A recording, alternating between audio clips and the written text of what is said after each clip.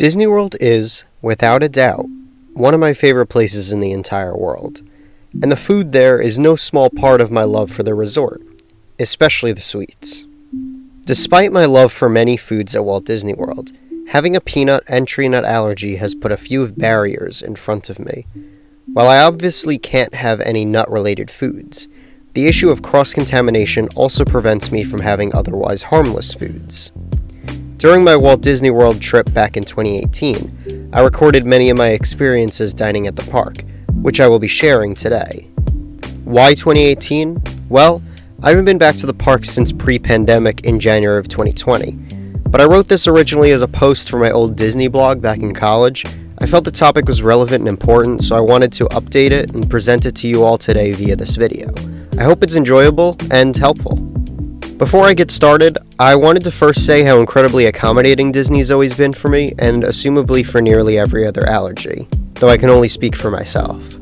When planning my vacation, in which I stayed on property and utilized the currently unavailable Disney dining plan, I made sure to include a note that I had an allergy for peanuts and tree nuts on the reservation for the vacation. Because of this, every restaurant I had reservations for was given prior notice that I had an allergy, and made sure to give me a specialized menu which listed every food that was safe for me.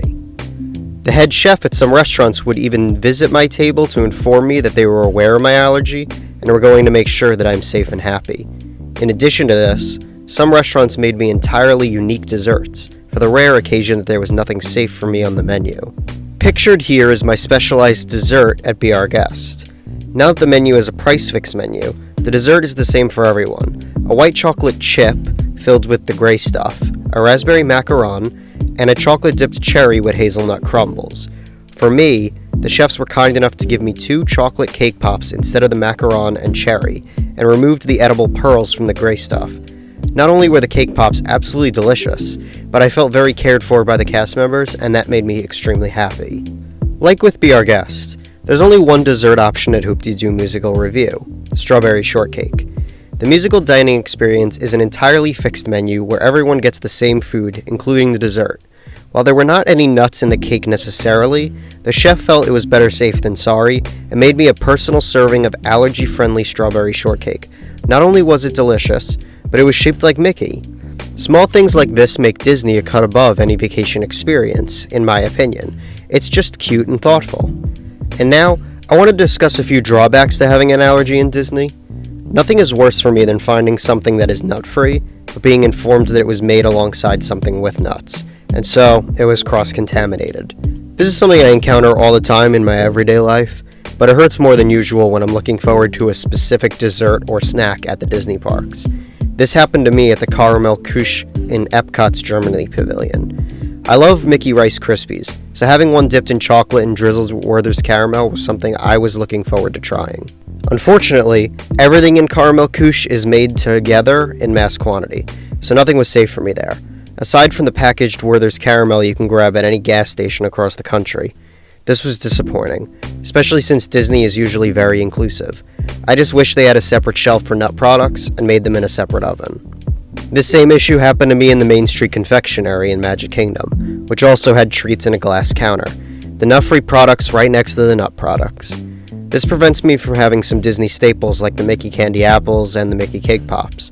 That being said, I found plenty of things I could have, such as the Goofy Gummies, the packaged Mickey Rice Krispies, and the Ice Glacier Slushie. I wonder if they still have that slushie. It's been a while since I've had it. So let's review. If you're planning a Disney vacation, make sure to prepare yourself to stay safe within your respective allergy. If you're making reservations for any restaurants, make sure to make a note of your allergy so the restaurant is informed beforehand. With the current removal of the dining plan, it's more difficult to do this, as you will have to personally inform each restaurant where it used to be attached to your vacation profile. That being said, each restaurant is sure to handle the situation in the best way they can once they're informed. They cannot help you if they do not know your situation. When going to quick service locations or just grabbing snacks, make sure to let the cast members know there as well. They can warn you of any unsafe options and direct you to the safe ones if there are any. Most importantly, you must remember that no one knows your situation better than you do. Disney cast members will always go for the safest option, which can sometimes involve avoiding anything remotely near your allergens. For myself, I'm usually safe with foods produced in the same facility as nuts, and can also eat candy such as M&Ms despite them warning of possible peanut contamination. Cast members will do their due diligence and advise the safest option, but you should know what you can personally handle. Overall, Disney has done an exemplary job of protecting those with a food allergy, while also making sure not to diminish their experience as much as possible. Let them have the most enjoyable vacation they can. That being said, I think there are a few easy ways to make food even more accessible to those with allergies at the Disney parks, such as making allergen-free products separately and storing them or displaying them in isolated areas from each other. If you are planning a vacation to the Disney parks, rest assured that they are some of the safest places for anyone with an allergy, and you will have a magical experience no matter what. I guarantee it. But what about you?